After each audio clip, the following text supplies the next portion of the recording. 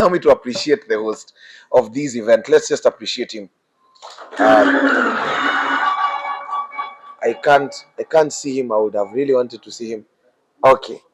Thank you. Thank you so much for gathering all these amazing people together for us to have an amazing conversation. My name is Walubango. I lead Ispeak Academy, an academy that trains people in communication skills, how they can package themselves, but specifically in the context of this event, we prepare business people in terms of how to communicate, how to express their value, how to negotiate in boardrooms, because sometimes you'll find yourself in a situation where, let's say you're in an airplane, like Paminas is flying tonight to the UK, you're in the business class and you want to start a conversation with a person who's a total stranger, but maybe from observing them, you know that they're also in business and you don't know how to start a conversation. So sometimes you can lose opportunities just because of such a small thing. And that's why we are there as a Ispeak Academy, to prepare people in terms of how to express themselves, position themselves, and even tell their personal stories. Sometimes when you meet a business person, you ask them, so apart from what you do, who are you as a person? They can't express themselves further than their product. And that's why we are there to just solve that problem. I have the next 5 minutes to have a conversation with you. I know that most of you, if not all of you, are in business. If you're not in business, you're a salesperson, to just maybe share with you a few tips in terms of how you can navigate and build influence as a person, because influence is what positions you in the market. You can have the right product, but if you lack influence to some degree, ability without visibility is frustrating. There's a time we had our academy in Syokimau, and from January to October, we were marketing whatever we were doing, posting the posters, doing 1, 2, 3 videos saying, we are here, guys, please come. And from January to October, we only got 4 clients. 4 clients who did not finish classes, who did not finish payment from January to October. And so at some point we thought, actually, whatever we are selling is not as powerful, or people don't need it. And I was just checking on Google and researching different platforms and different proposals that have been written, that one of the things that people need in this world for any business person is communication skills. The top 5 skills for any business person: communication skills, the ability to negotiate, the ability to persuade, human psychology, and how to profile a room. So I'm like, we are selling this thing, no one is coming. What are we doing that's not right? Another time I had 100,000 followers on TikTok. So influence was not the problem. So January to October, we tried this thing, it's not working. Then at a certain point, I took a break for like 2 months, just took personal time to reflect on a few things. This is after I read a book called Behind the Cloud by a guy called Mark Benioff. That's a guy who created iCloud. So in that book, he gives a story and says that there's a time he went for a 6 months break. And in that 6 month break, as he was taking time personally, that's how he got the idea of iCloud. So as I read that, I said, okay, so this thing works. So as I was taking my break, I took time to analyze, and I realized that we were selling the product, but there was no storytelling that was describing the product or something that can persuade people. I also read The Diary of a CEO, where Stephen Bartlett talks about the 5 buckets of life. But there's a place where he talked about something called hook, that anytime you're speaking to people, there's something called hook. Hook is what attracts attention. Then after hook, there's content. After content, there's call to action. So I watched our videos. All our videos were only giving call to action. We have public speaking classes, but we did not have any hook, anything that catches attention of people. We did not have the content aspect, anything that describes what we've given in the hook. It was only call to action. So I told the team, okay, after these 3 months, we will not be posting during the 3 months, but after that, we'll come back and see what we can do differently. In my personal time in the retreat, I got an idea, a very simple idea on how people should greet people. And I went online and searched, has anyone ever done a video on how to greet a person? I did not find such a video. So I said, okay, can I do such a video on how to greet a person? Because I was quite bothered when I go to events. Someone comes and greets you, anakutingiza, mikani vita. So someone will greet you, akufanye hivi, akutingize, and it's a corporate meeting. You greet a woman, umempiga mabega. So I saw those gaps, and I said, okay, maybe people don't know. So I began writing mistakes of people. I go to a restaurant, one day I went to a restaurant, and then the waiter came, and he had a toothpick in his mouth, and then he came and he was standing like this, folding his leg and lying on the table and asking me, what do you want? And then I said, do you have a menu? He said, you just tell us what you want to. I'll tell you if it's there or not. So I wrote that. So I began to write anything that went wrong. I got into a bolt. The driver did not talk to me until we arrived at the destination. I wrote that down. Then I went to Karura. We did not have the studio at the time. I just went to Karura and recorded a video on how to greet a person. A very simple video. And how to stand. Because I discovered also when people take pictures, this is how they stand. Either they hide their private parts, if they are men, stand like this, or there are people who stand like this. And it's a corporate meeting. So you're a CEO, umepiga posture mazee, kaya mtu wa Kitui. So I realized that that's a gap. People don't really know how to stand while taking pictures. Cheki count wa Kitui, it's not an attack, it's just on a light note. But I realized wase wajui kusimama wakipiga picha. Small things, even in terms of engaging, let's say in a networking meeting. Someone has come in a networking meeting and given you a business card before they talk to you. And I went to a CEO's office and I found a lot of business cards in a dustbin. So I discovered people don't talk to business cards. People talk to human beings. Or sometimes in a networking meeting, everyone is a bit plastic. No one is authentic. Everyone is just, hi, how are you? You're the CEO of this. Okay, this is what I do. Then they give each other numbers and they will never meet actually. After that, in fact, you'll forget the name of that person. So I began to write those things down. When I did the first video, it hit 2.6 million views on TikTok. We got 68 clients in 48 hours. Just because of storytelling and the hook. Because I did the video and I started with, this is not how you're supposed to greet people. That video is what propelled everything and actually opened doors. And from that time I realized many business people have powerful products, but they don't invest in their storytelling. They don't invest in the aspect of being strategic in networking. Networking is not random. Just because you've met 60 people in a room and given them your card, you've not networked. Networking is very strategic. It has a sense of intentionality, and you must understand and read the room. In fact, you must understand how to profile people, know who to talk to for 2 minutes, know who to talk to for at least 30 minutes, know who to take a picture with, and understand human psychology in terms of how people talk vis-a-vis their value immediately.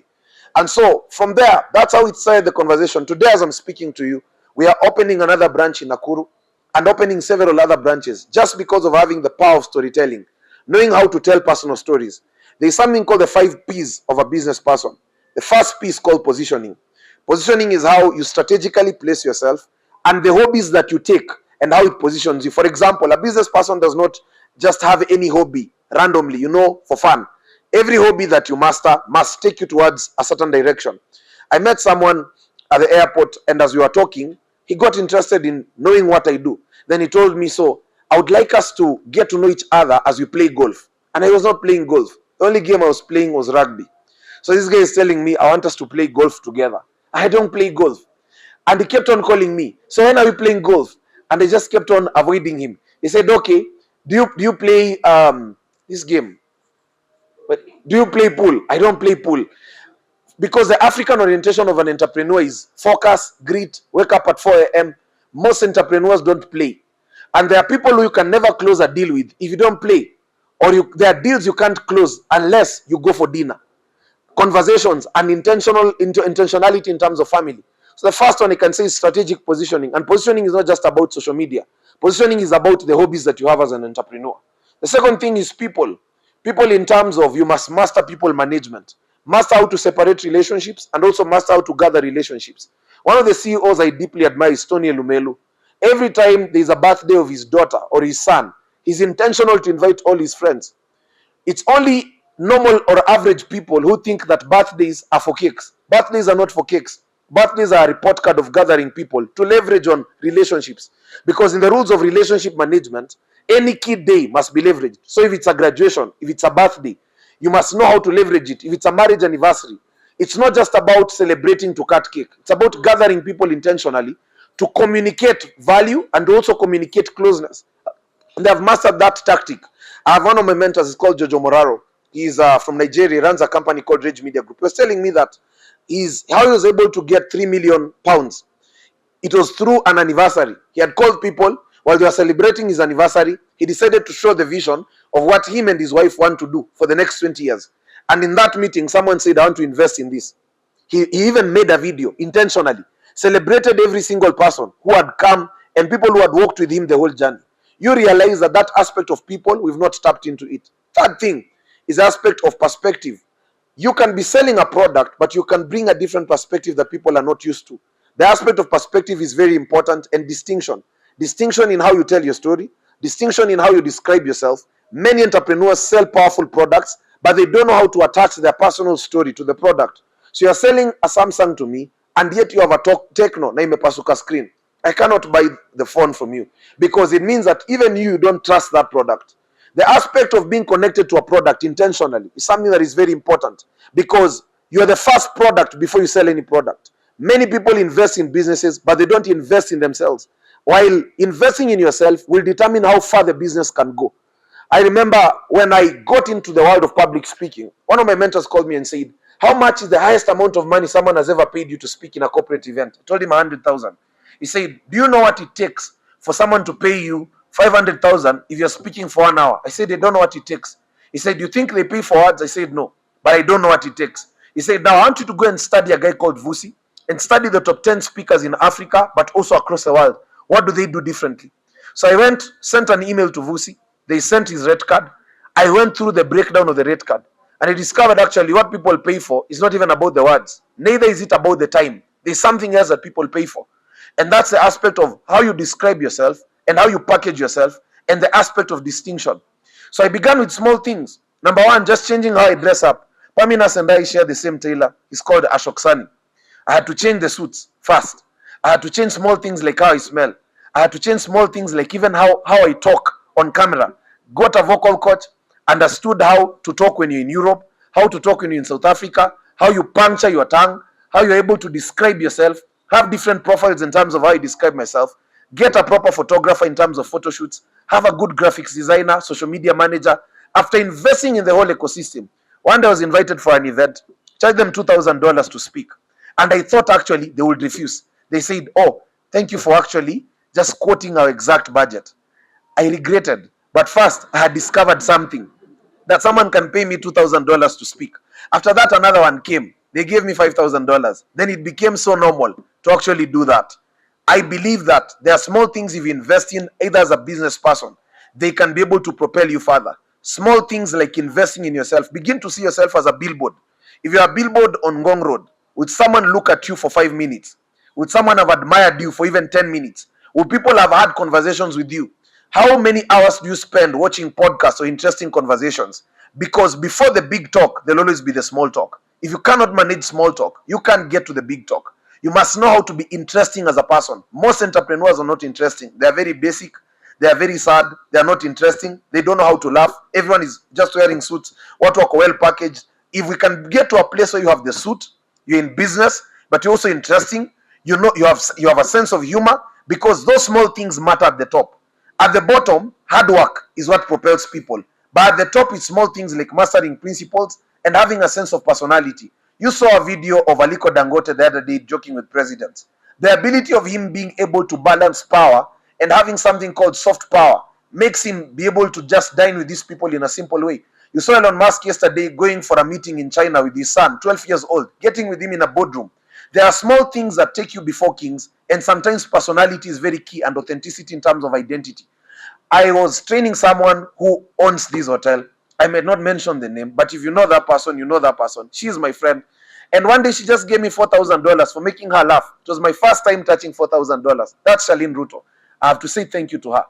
$4,000. She took me to UBA Bank, make a presentation. When I was just coming out, she said, "Benny, come. I want to give you a gift, and I want to support what you're doing." Gave me $4,000 and bought me an iPhone 14 Pro Max. That was about 5 years ago.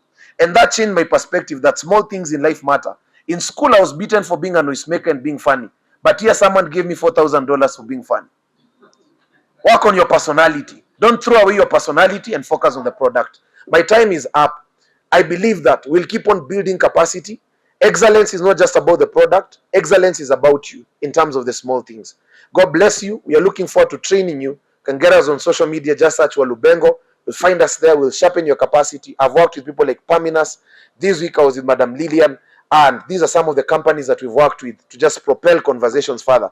And this guy watched me on TikTok. He was the first person to invite me on TV and play my video on TikTok on public speaking. You see the videos I said about Karura? He was the first guy to pick them out on K24, played a TikTok video on TV. and told me this thing, Benny, is going far. So I'm happy even to see you here, sir. Thank you.